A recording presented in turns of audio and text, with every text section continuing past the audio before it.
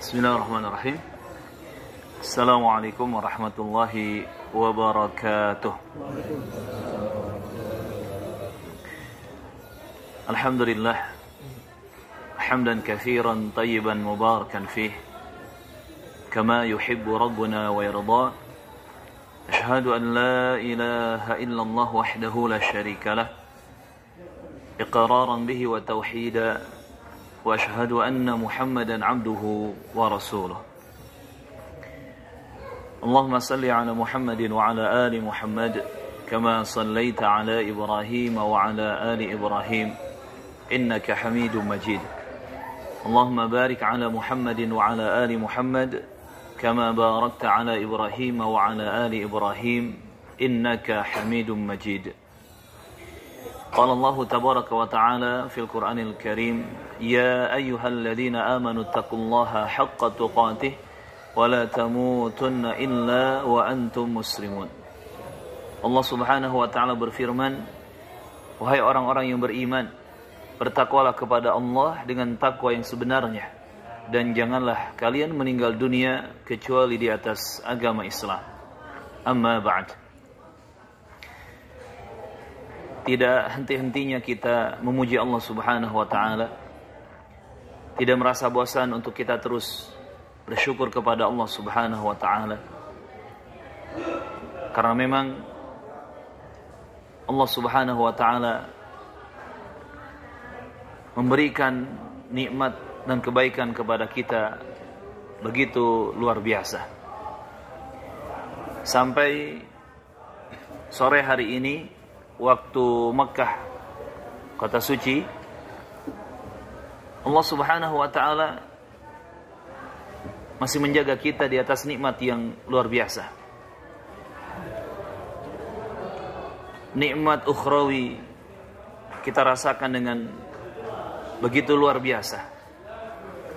Nikmat bisa beribadah di tanah suci, nikmat merasakan keutamaan kota Makkah setelah kota Madinah, nikmat salat di Masjidil Haram yang pahalanya 100.000 kali lipat dibandingkan dengan salat di masjid kampung halaman kita.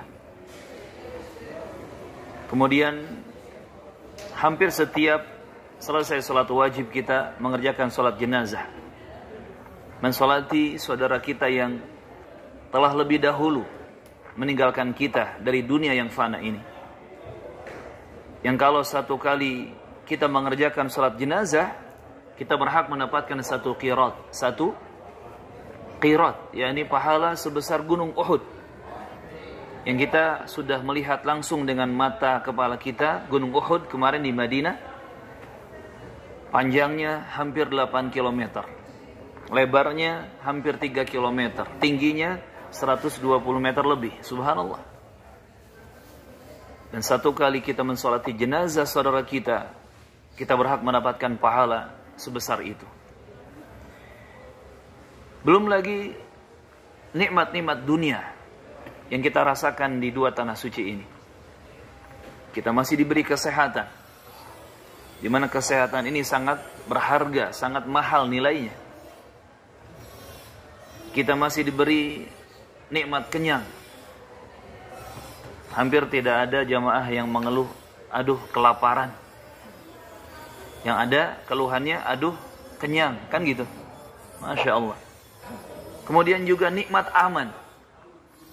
Kita diberi keamanan. Keluar di jalanan kita aman, di hotel kita aman, di masjid kita aman, di kendaraan kita aman. Bahkan kita meninggalkan barang-barang berharga di hotel, di kamar, dengan kita sibuk beribadah di masjid. Alhamdulillah, Allah berikan keamanan.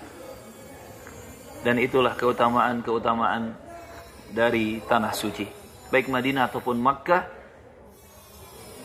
di mana Makkah sedang kita rasakan keistimewaannya sekarang. Allah Subhanahu wa taala telah menjamin keamanan untuk kota Makkah ini. Kota Makkah ini adalah kota kelahiran Nabi kita Muhammad sallallahu alaihi wasallam. Dan Nabi pernah mengatakan, seandainya aku tidak diusir oleh kaumku, aku tidak akan keluar dari Makkah. Tapi karena ketika itu kebanyakan orang-orang Makkah masih kafir, masih musyrik, dan mereka mengusir Rasulullah, sehingga Rasulullah harus hijrah ke Madinah. Namun kemudian setelah Allah Subhanahu wa taala memberikan berbagai macam ujian, akhirnya kota Makkah dikembalikan lagi kepada Nabi Muhammad sallallahu alaihi wasallam. Kota Madinah menjadi diberkahi karena sebab doa Rasulullah Muhammad sallallahu alaihi wasallam. Adapun kota Makkah menjadi kota yang diberkahi penuh dengan kebaikan karena sebab doa Nabi Muhammad juga, namun sebelum beliau sudah ada nabi yang mendahuluinya, yaitu Nabi Ibrahim alaihi salatu wassalam.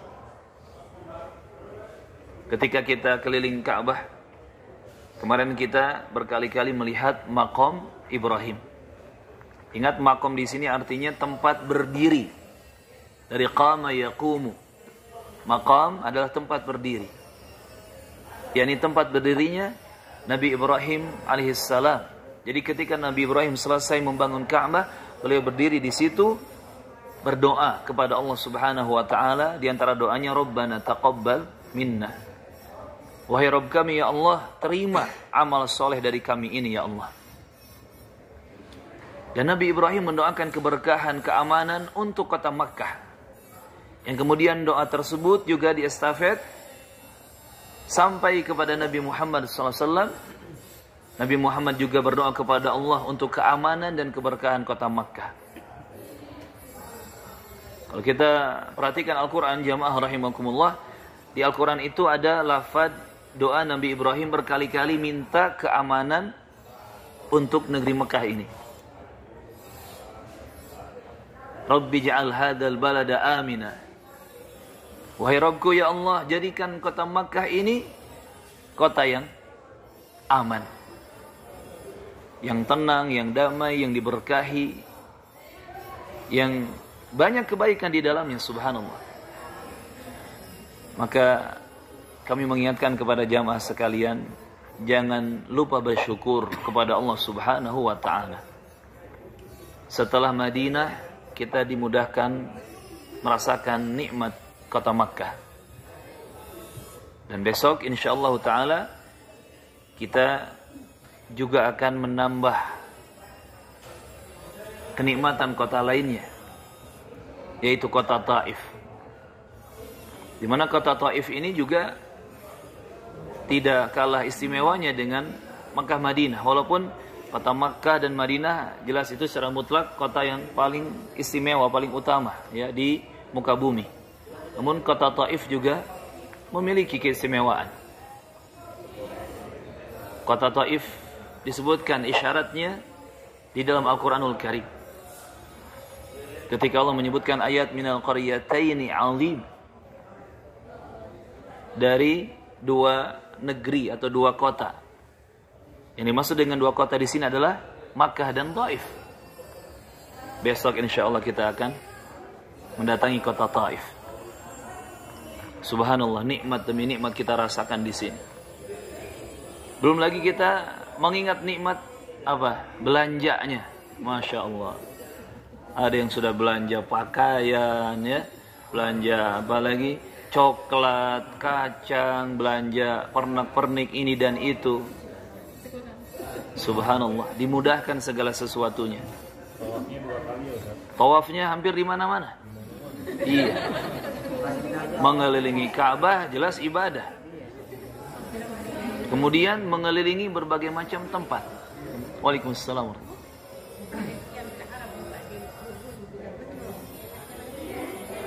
Bilughal Arabiyah. Masya Allah. Insyaallah. Syuai. Ini ibu ini minta ceramahnya pakai bahasa Arab. Kalau saya ceramah pakai bahasa Arab, ya jamaah mungkin bingung gitu. Beliau sampai minta pakai bahasa Arab, terus terjemahkan, gak apa-apa ke jamaahnya. Allahu Akbar. Lihat, ini pelajaran. Bagaimana seorang yang tua bersemangat dengan ilmu agama Islam. Ana teringat Imam Ahmad bin Hanbal rahimahullahu ta'ala. Al-Imam Ahmad yatlubul ilm, ay al-ilm syar'i, min as-saghir ila al-kabir, hatta al-maqbarah. Huwa yadrus wa yata'allam al-ulum asy-syar'iyyah. Imam Ahmad terus belajar ilmu agama itu dari kecil sampai sepuh, sampai masuk kuburan. Ketika beliau sepuh, beliau masih sibuk memegang kitab-kitab, masih sibuk memegang tempat tinta. Sampai ada orang bertanya,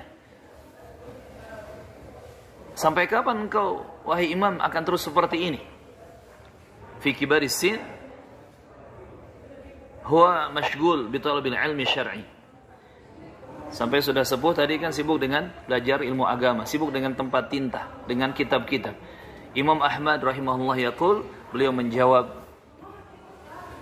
ma'al mahbarah ilal maqbarah. Ma'al mahbarah ilal maqbarah. Bersama tinta ini, bersama tempat tinta ini, aku akan masuk ke dalam kuburan. Allahu Akbar. Jadi memang belajar ilmu agama itu tidak ada kata liburnya. Sebagaimana na'budullah, kita harus beribadah kepada Allah Azza wa Jal ma dumna hayya. Selama kita hidup, kita harus terus beribadah kepada Allah Subhanahu wa ta'ala. Tidak ada kata libur, tidak ada kata santai-santai ya di dunia ini. Kita harus terus beribadah kepada Allah Azza wa Jal. Makanya Allah mengingatkan di surah Al-Hijr, wa'bud rabbaka hatta ya'tiyakal yaqin. Dan beribadahlah engkau kepada Allah Rabbmu itu sampai al-yaqin datang menghampirimu. Al-yaqin ay al-maut. Al-yaqin di sini yang pasti, yang diyakini ini adalah kematian. Kata Allah Azza wa Jalla, beribadahlah engkau kepada Allah sampai kematian datang menghampirimu. Allahu Akbar. Jadi selama kita bernafas jamaah, kita harus terus beribadah kepada Allah Subhanahu wa ta'ala. Dan selama kita masih hidup, siapapun kita, sesoleh apapun, setakwa apapun kita, kita masih terus membutuhkan hidayah, petunjuk dari Allah Subhanahu wa ta'ala. Jangan ada yang merasa, saya sudah haji, saya sudah umroh bahkan berkali-kali, saya sudah hafal Quran, saya sudah punya anak 10, cucu 30. Saya sudah. Jangan pernah merasa pencapaian yang didapat itu menjadi batasan untuk kita membutuhkan hidayah atau beribadah kepada Allah. Syekh Abdul Aziz bin Baz rahimahullah pernah mengatakan rahimahullah, nahnu nahtaju ilal hidayah min Allah. Kita semua ini butuh hidayah dari Allah Subhanahu wa ta'ala ma dumna hayya, selama kita hidup. Siapapun kita, walaupun kita termasuk atqan nas, manusia yang paling bertakwa, atau manusia yang paling soleh, selama kita hidup, kita butuh hidayah dari Allah Subhanahu wa ta'ala. Karena setan akan terus mengganggu manusia sampai dia mati. Kalau sudah mati manusia itu, baru setan berhenti mengganggu. Tapi selama hidup, siapapun dia, mau dia ulama, mau dia syekh, mau dia orang saleh, ahli ibadah, ahli ilmu, apalagi yang bukan siapa-siapa, semua akan terus digoda dan diganggu oleh setan. Wal'iyadzubillah. Maka jamaah rahimakumullah, Nabi mengingatkan, innamal a'malu bil khawatim. Amalan itu dilihat dari akhirnya. Jangan sampai kita di awal sebelum umroh, wah semangat ibadah, ini itu. Kemudian setelah bisa umroh, merasa sudah umroh. Kemudian santai-santai, tidak bergerak cepat lagi. Ini tipuan dari setan, hati-hati. Padahal kita masih hidup, belum mati. Jangan sampai kita terseret ke dalam su'ul khatimah, akhir hidup yang buruk, na'udzubillah. Dan kita harus terus berjuang. Kita harus terus ya bergerak meminta hidayah kepada Allah, mengamalkan petunjuk syariat Allah dan Rasulnya agar mendapatkan husnul khatimah, akhir hidup yang baik insyaallah taala. Perjalanan ke tanah suci ini banyak pelajarannya jamaah rahimakumullah. Mulai dari ujian untuk kita bersyukur ataupun ujian untuk kita bersabar. Yang baik-baiknya kita banyak merasakan ya.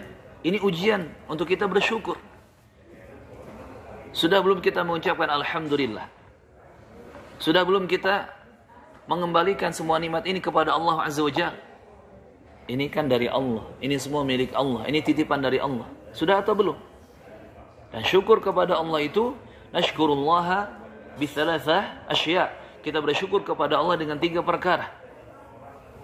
Bil lisan, wabil qalbi, wabil jawarih.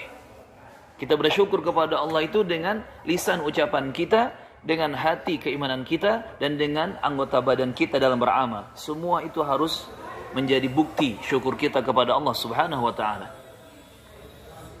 Dengan hati, dengan iman, kita meyakini semua nikmat hanya datang dari Allah. Termasuk jamaah ya, bisa belanja, bisa kenyang di tanah suci ini. Itu semua nikmat datang dari Allah. Bukan karena hasil, saya kan sudah kerja bertahun-tahun, saya punya uang, saya punya harta, saya punya tabungan. Bukan seperti itu. Tetapi konsep syukur dalam hati atau keimanan kita adalah meyakini semua nikmat murni datang dari Allah Subhanahu wa ta'ala. Adapun yang kita lakukan itu hanya sebab-sebab yang kecil saja. Kemudian kita bersyukur kepada Allah dengan lisan, memperbanyak memuji Allah, mengucapkan alhamdulillah, segala puji bagi Allah, wa syukurillah.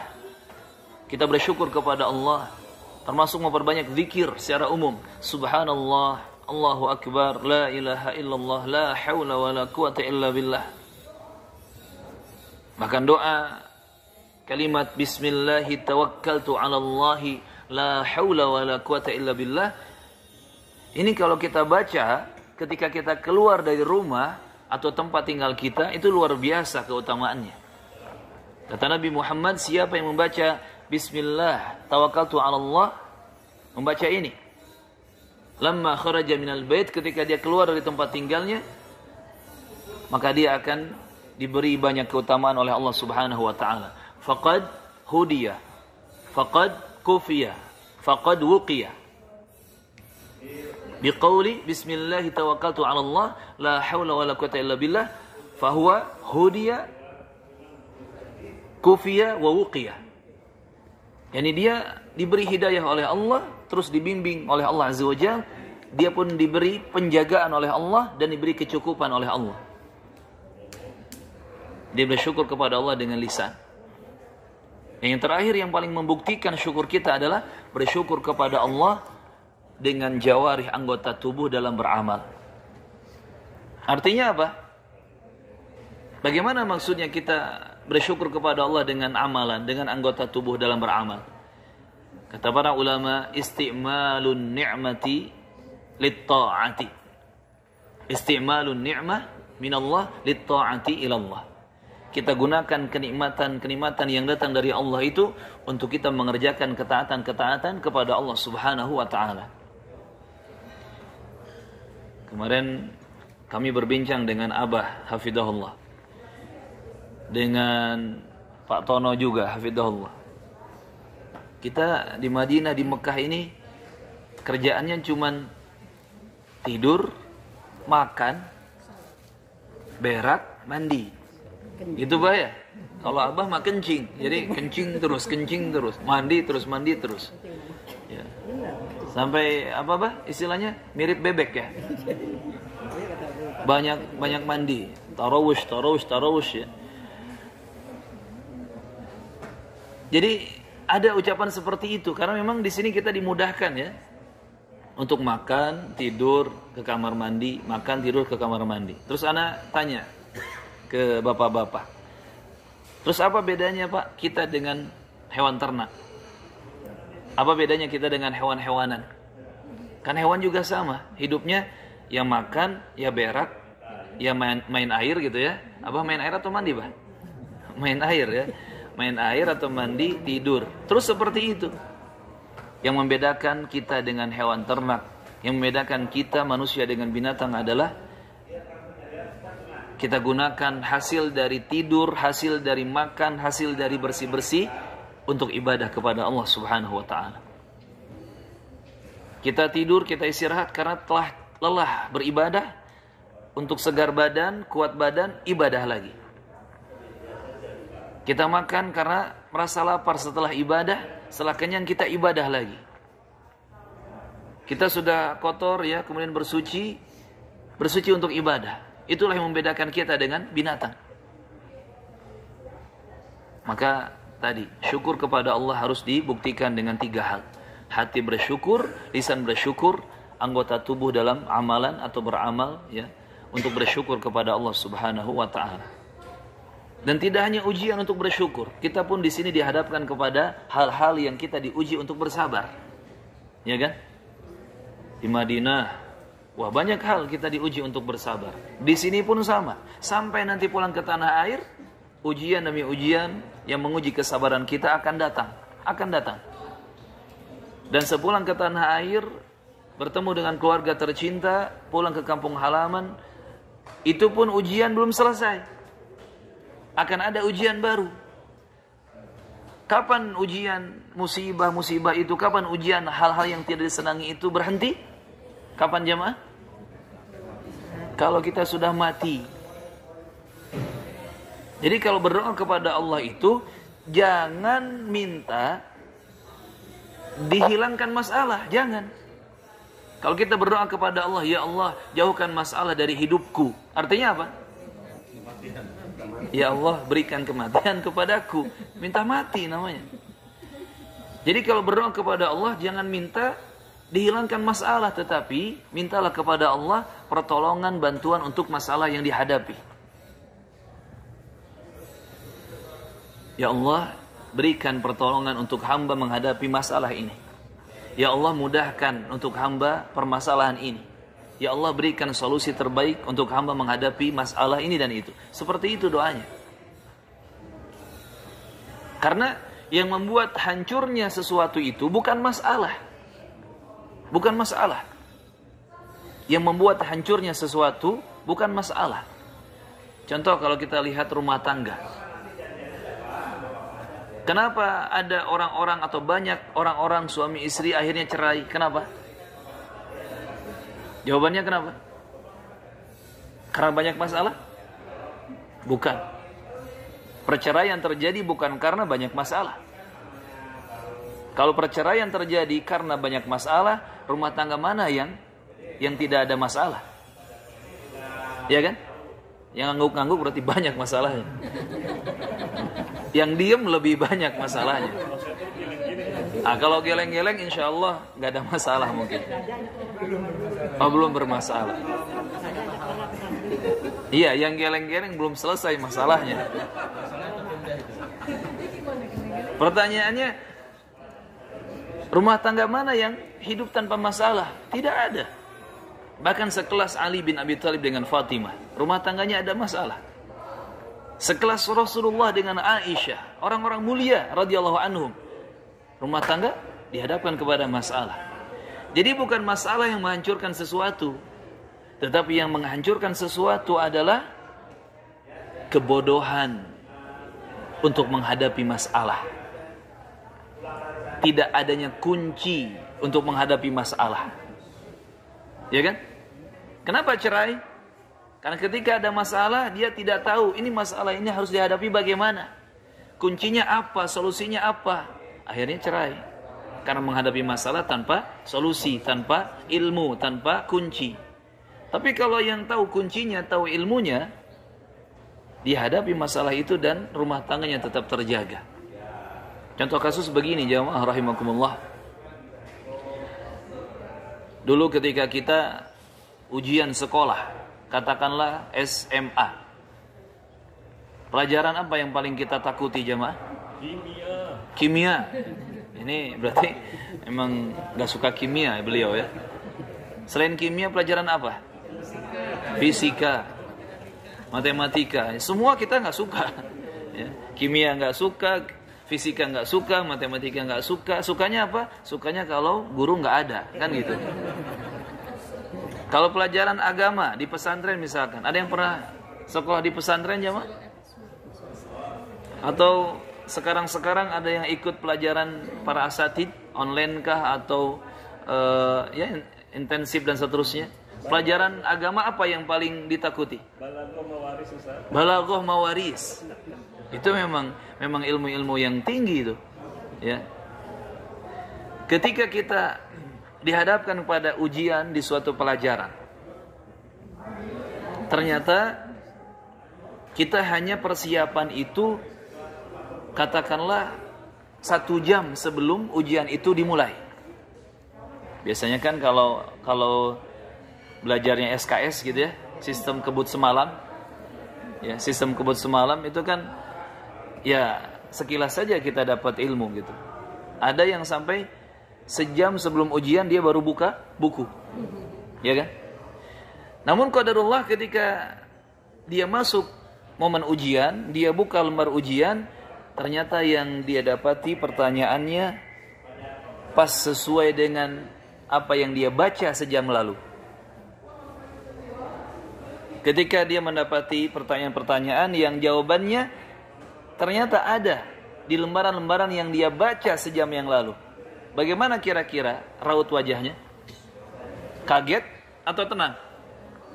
Tenang. Dia tersenyum atau dia cemberut? Nyengir. Tersenyum. Kenapa dia tersenyum? Padahal dia baru belajar sejam yang lalu. Kenapa? Karena dia sudah memegang kunci untuk menghadapi masalah itu.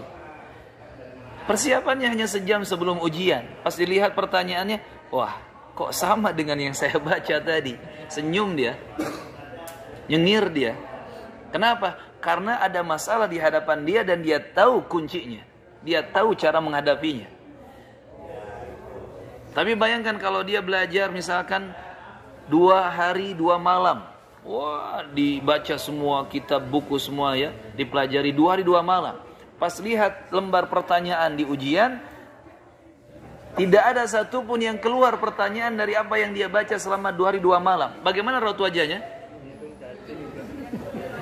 Kalau hitung kancing masih mending. Ada yang langsung sepak bahasa Sundanya itu, langsung pucat kemudian pingsan. 2 hari 2 malam belajar nggak ada gunanya, nggak ada keluar di pertanyaan-pertanyaan ujian. Kenapa dia sampai mau pingsan, sampai pucat? Karena dia sedang menghadapi masalah dan dia tidak tahu kuncinya. Di sini jamaah rahimakumullah, setiap orang hidup pasti menghadapi masalah, walaupun berbeda-beda jenis masalahnya. Makanya setiap hari dalam sholat kita minimal 17 kali kita dituntun untuk berdoa kepada Allah, ihdinas siratal mustaqim, ya Allah tunjuki kami jalan yang benar, jalan yang lurus. Jalan yang lurus yang kita minta kepada Allah di setiap salat kita ini manfaatnya untuk segala masalah yang kita hadapi. Bahkan tidak hanya masalah-masalah dunia, termasuk masalah-masalah di kuburan dan masalah-masalah nanti di padang mahsyar. Ada pertolongan Allah hasil dari kita berdoa ihdinas siratal mustaqim. Maka tidak bisa kita jauh-jauh dari syariat Allah, tidak bisa kita melupakan syariat Allah tabaraka wa ta'ala. Apalagi kehidupan kita hampir semuanya kembali kepada kualitas amal-amal kita dan iman kita. Masalah rezeki itu dipengaruhi dengan iman dan amal soleh. Tentang keberkahannya ya. Karena ingat, dalam mencari rezeki itu bukan hanya banyak, tetapi harus berkah. Tidak hanya kuantitas, tetapi harus berkualitas. Nah, orang yang berhak mendapatkan rezeki yang berkualitas, yang diberkahi, itu tidak bisa lepas dari iman dan amal saleh. Kemudian nanti ketika dia punya keluarga, keluarganya baik atau nakal, anak-anaknya baik atau nakal, sehat atau sakit, berkah atau tidak diberkahi, tidak bisa lepas dari iman dan amal saleh. Sampai dia mati, apakah berhak mendapatkan husnul khatimah atau su'ul khatimah, akhir hidupnya baik atau buruk, tidak lepas dari iman dan amal saleh. Sampai kepada alam barzah, di alam kubur, Apakah dia mendapatkan nikmat kubur atau siksa kubur? Tidak lepas dari iman dan amal saleh. Sampai pada padang mahsyar. Apakah di padang mahsyar dia dilindungi atau dia terancam dengan siksa dan kesulitan-kesulitan? Ini pun tidak lepas dari iman dan amal saleh. Dan di sini jamaah, agar kita tidak lupa bersyukur, tidak lupa bersabar, agar kita juga tidak terlena dengan ujian-ujian yang ada, entah itu ujian kesenangan ataupun ujian hal-hal yang tidak disukai. Ingat selalu kematian dan ingat selalu akhirat. Kata Rasulullah, akthiru dzikra hadhimil ladzat, perbanyak mengingat sang penghancur kelezatan-kelezatan, al-maut, yaitu kematian. Akthiru dzikra hadhimil ladzat ay al-maut. Sampai Nabi ketika ditanya, ayul mu'minina akyas ya Rasulullah, Nabi menjawab, aktsaruhum lil mauti dzikran wa ahsanuhum lima ba'dahu isti'dadan. Siapa mukmin yang paling cerdas, yang paling pintar ya Rasulullah? Nabi menjawab, dia adalah yang paling banyak mengingat mati dan paling bagus persiapan bekalnya untuk kehidupan akhirat. Contoh kasus ketika kita misalkan belanja di Kakiyah, belanja di Abraj Tower, belanja di pasar-pasar Madinah atau Makkah atau Jeddah mungkin. Kita tidak bisa mengerem. Kenapa? Karena ketika itu kita lupa mati. Tapi kalau kita langsung ingat mati, berhenti nggak? Kalau masih terus ngegas, itu dipertanyakan imannya. Pasti kita ngerem kan? Pasti ngerem. Yang sedang malas sholat, yang sedang malas doa, zikir, yang sedang malas ke masjid, kita ingat mati. Jadi semangat nggak? Jadi semangat ibadah. Ini banyak mengingat mati dan mempersiapkan bekal akhirat dengan sebaik-baiknya. Itulah mukmin yang cerdas, yang pintar, kata Rasulullah sallallahu alaihi wasallam. Dan ingat akhirat. Kalau ingat mati berarti ingat akhirat. Mulai dari kita mati menghadapi sakaratul maut. Sakaratul maut itu sakit ya, Mak. Sakit sakaratul maut itu.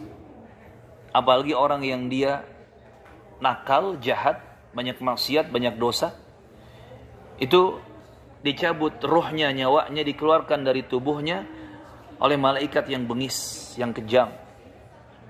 Ditarik dengan keras dari atas kepalanya, seperti ditariknya sebuah besi yang ada kail-kailnya, kait-kaitnya, yang digulungkan padanya benang wol, ya, yang banyak, yang basah. Ditarik besi pengait itu dari tumpukan benang wol dengan begitu cepatnya, dengan begitu kerasnya. Bayangkan, seperti itu roh ditarik dari tubuh seseorang. Yani seseorang yang banyak dosa dan kesalahan. Tapi bagi orang yang saleh, beriman, bertakwa kepada Allah, dia menjaga syariat Allah, menjaga hubungannya dengan Allah dan hubungannya dengan manusia, maka akan dicabut rohnya dengan pelan-pelan, dengan penuh kasih sayang. Walaupun tetap ada rasa sakit, namun diringankan. Kemudian nanti di alam barzakh, bagaimana nasib dia mendapatkan nikmat atau siksa tergantung iman dan amal saleh dan juga tentunya rahmat Allah Azza wa Jalla.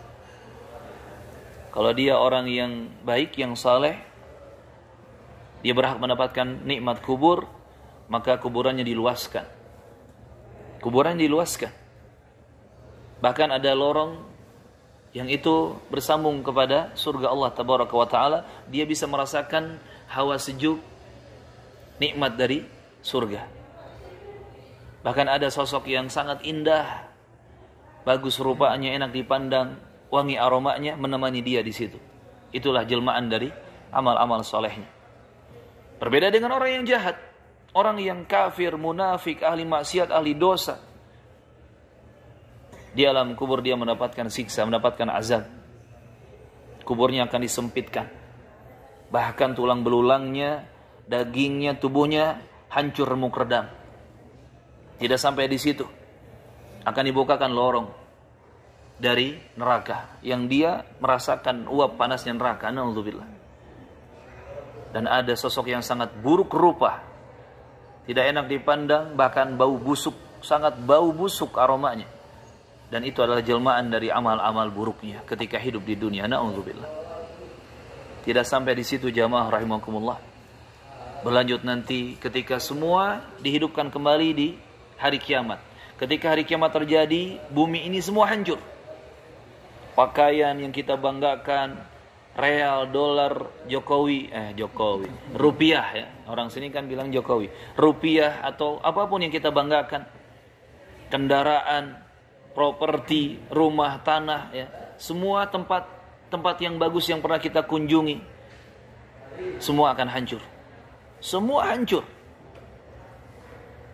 Dan kita yang sudah mati akan dihidupkan kembali di alam akhirat.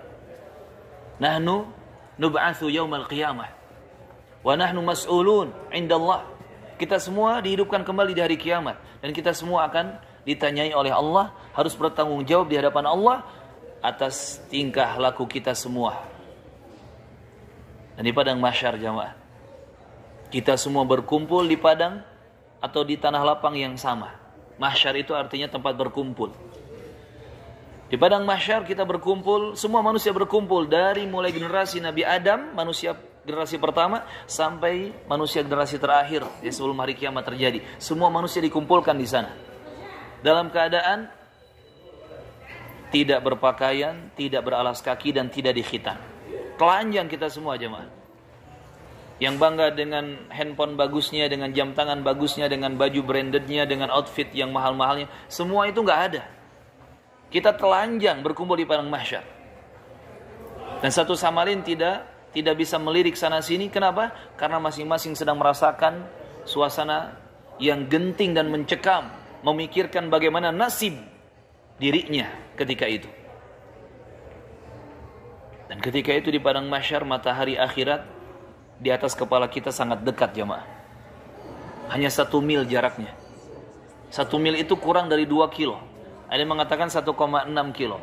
Ada yang mengatakan 1,8 kilo. Yang pasti kurang dari 2 kilometer. Bayangkan, matahari akhirat di atas kepala kita tidak sampai 2 kilometer.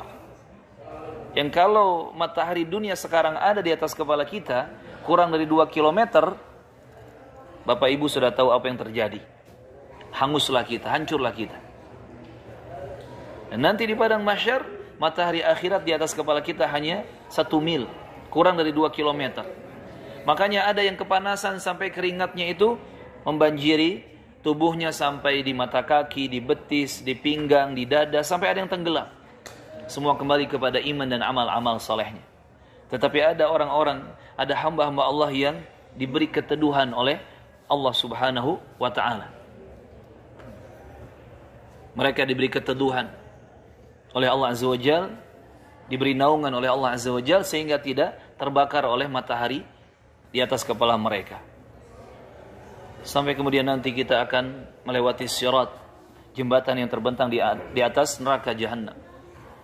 Kita semua, wa in minkum illa wariduha, semua kalian pasti akan melewati sirat, jembatan di atas neraka itu. Tidak ada yang tidak melewati. Dan ketika melewatinya pun tidak lepas dari iman dan amal kita. Ada yang cepat, ya, seperti cepatnya kilat. Ada yang cepat melewatinya seperti kuda berlari. Bahkan ada yang lambat, sampai ada yang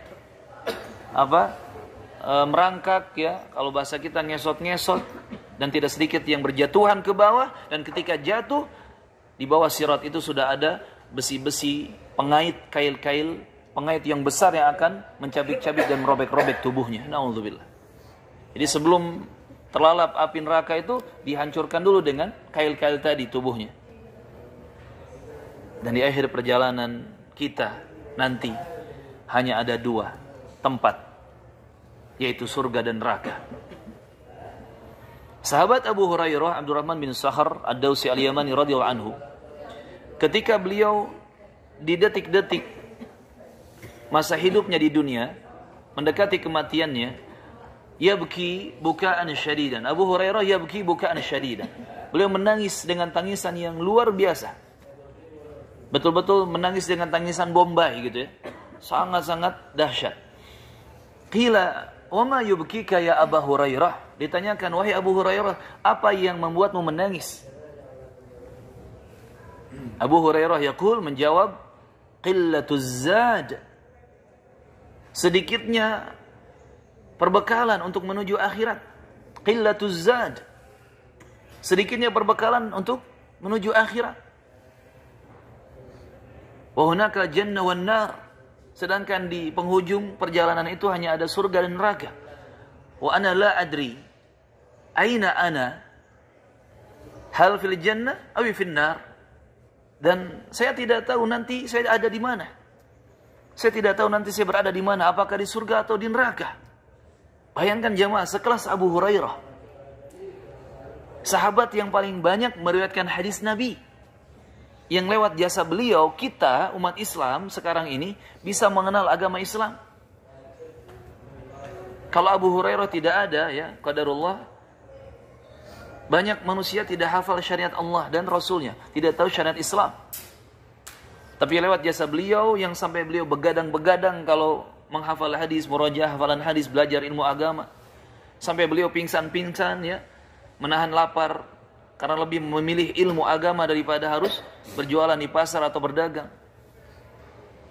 Sehingga beliau berhasil menyampaikan kepada umat manusia hadis-hadis Nabi yang banyak. Tapi lihat, beliau masih mengatakan apa? Bekalku sedikit untuk akhirat. Karena itu Abu Hurairah menangis. Fa kaifa nahnu? Maka bagaimana dengan keadaan kita? Kaifa bina? Bagaimana keadaan kita? Perbekalan kita sudah seperti apa? Allahu Akbar. Maka mudah-mudahan perjalanan ke tanah suci Makkah dan Madinah ini betul-betul memompa keimanan kita, semangat ibadah kita kepada Allah, dan juga mengembalikan kita kepada kesadaran bahwa kita di dunia ini sementara, akhirat menunggu kita untuk kehidupan yang selamanya. Terus perbanyak syukur kepada Allah, perbanyak sabar karena Allah, dan juga perbanyak istighfar, mohon ampun dan taubat kepada Allah Azza wa Jalla. Syekh Muhammad bin Abdul Wahhab At-Tamimi rahimahullah, beliau memberikan kalimat nasihat yang indah. Min alamati sa'adah. Min alamati sa'adah, termasuk dari tanda-tanda atau alamat-alamat kebahagiaan hidup adalah antashkur idza u'tita. Engkau bersyukur ketika engkau diberi kebaikan. Wa antasbir idza btulita. Dan engkau bersabar ketika diberi ujian. Wa antastaghfirullah idza adnabta atau idza akhta'ta. Dan segera istighfar, minta ampun kepada Allah, bertobat kepada Allah ketika salah, ketika berdosa. Kami pernah ringkas, ya, 3 alamat kebahagiaan ini dengan istilah 3S. Jadi kalau mau hidup bahagia dunia akhirat, terus jaga 3S. Nggak perlu S3. Karena nyatanya orang S3 juga banyak yang stres. Ya, S3 banyak yang koruptor, S3 banyak yang bunuh diri, kan gitu. Mereka lupa dengan 3S. Apa itu? S pertama, selalu bersyukur kepada Allah. Walaupun kecil nikmat yang dia dapatkan, apalagi besar. S yang kedua, selalu sabar karena Allah. Sebesar apapun, sesulit apapun ujian yang dihadapi, apalagi ujian-ujian yang kecil. S yang ketiga, segera istighfar. Taubat kepada Allah Azza wa Jalla apapun dosa dan kesalahan yang dia lakukan. Selalu bersyukur, selalu bersabar, segera istighfar. Insyaallah ini menjadi alamatus sa'adah, tanda kebahagiaan hidup kita.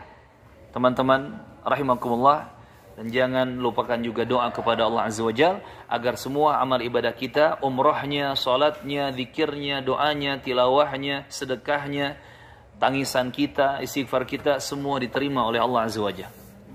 Karena orang-orang soleh itu setelah bisa beramal ibadah, beramal soleh, mereka mengkhawatirkan amalnya tidak diterima oleh Allah Azza wa Jalla. Jangan pernah merasa puas. Alhamdulillah sudah umroh.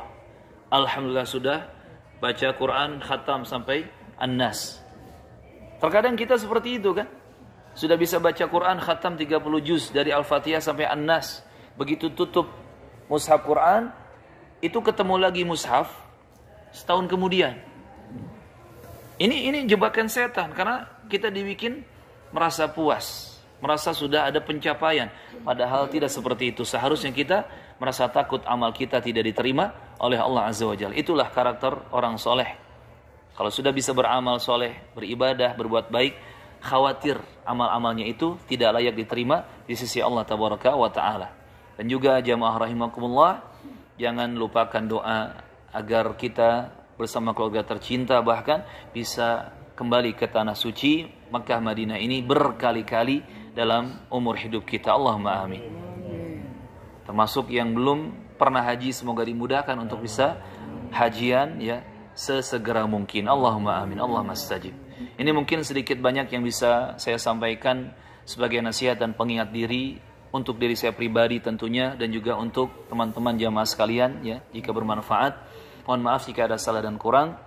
Yang benar hanya datang dari Allah dan Rasulnya. Adapun kesalahan maka murni datang dari kekurangan saya ataupun dari gangguan setan. Semoga Allah mengampuni dosa-dosa kita. Semoga Allah memberkahi setiap langkah dan amal-amal kita. Semoga Allah tabaraka wa ta'ala menjaga kita dari sini sampai tanah air, sampai ke jannah firdaus. Allahumma amin. Kita tutup dengan kafaratul majlis. Subhanakallahumma wa bihamdik, asyhadu an la ilaha illa anta, astaghfiruka wa atubu ilaik. Wassalamualaikum warahmatullahi wabarakatuh.